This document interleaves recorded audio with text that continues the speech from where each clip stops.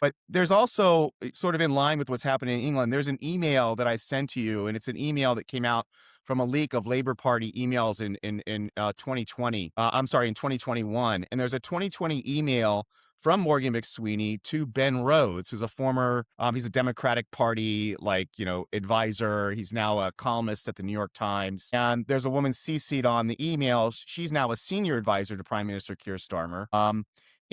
So here's what the email says. I want to get your thoughts on this. It's from Mhm. Morgan McSweeney, September 4th, 2020. And it says, Culture Wars and Values. It says, Hi, Ben. This is to Ben Rhodes. Hi, Ben. I hope you are well and enjoyed some kind of break during the summer. When we last spoke, me and David, I don't know who David is, mentioned that we have to set up a subcommittee of our shadow cabinet to approach polarization, right-wing culture wars, etc. Are you available to come and speak to our next meeting on September 14th at 5 p.m. London time? And I'm looking at this and I'm thinking, okay, why is the guy who's now the chief of staff to the prime minister of the United Kingdom inviting a Democratic political operative over to discuss, essentially collaborate on how they're going to go after conservatives? Essentially, again, I'm wondering, it's the same kind of thing.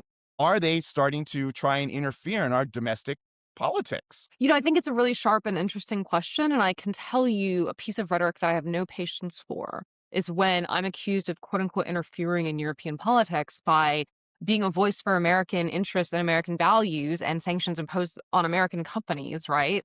Figurative sanctions in this case, but extortative fines. When the Labor Party, like there was a Labor Party official who was bragging on social media about giving resources to the Kamala campaign.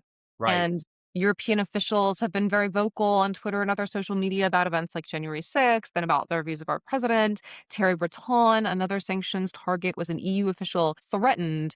Everyone knows that it's widely known that he threatened Elon Musk, but Right. no one remembers what he threatened Elon Musk for. He threatened Elon Musk for daring to host an interview with our president. Now our No, president, no. Donald Trump. Right, right. No, Yeah. it was when he was running for, no, that Yes. email came back up again. And Yeah. it shocked me. I Yeah. saw it, that letter, when I first came out, I saw it. I Mhm. ignored it at the time and I read it now and I was like, what it Yeah. essentially says is he's threatening Elon Musk with essential legal action Mhm. if he's to host a presidential candidate, Donald Trump. And when I look Yeah. at this, I'm like, how does not anyone perceive this as election interference? Yeah.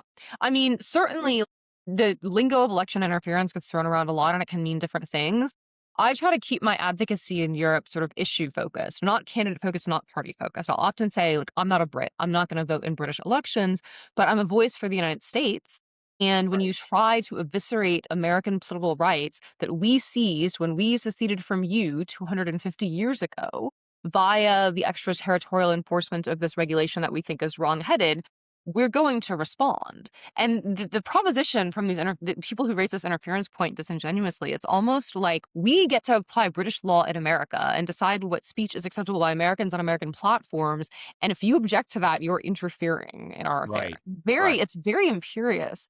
And yeah, I think if you were going to make an interference allegation, then certainly one foreign party colluding with a party here to suppress the American right would come much closer. I think that there have been a lot of attempts to chill speech by invoking this vague specter of foreign interference, and I am generally leery of that. But certainly, colloquially, that email, if it proves to be authentic, and I've heard no info to the contrary, that to me supports an interference allegation more than just, you're interfering by making Twitter videos that we don't like.